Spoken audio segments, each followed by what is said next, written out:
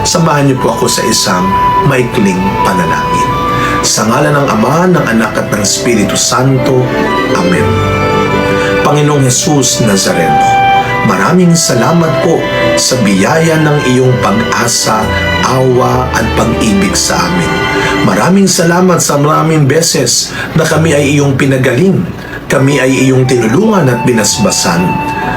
Pakiusap po, Pong Jesus Nazareno, araw-araw, huwag niyo lamang po kaming pagpalain. Kami po ay tunay mong gabayan at gawin na maging biyaya, instrumento, daluyan ng iyong awa at pag-ibig sa aming kapwa. Patawarin niyo po kami sa mga pagkakataong hindi kami ginaging tapat sa iyo.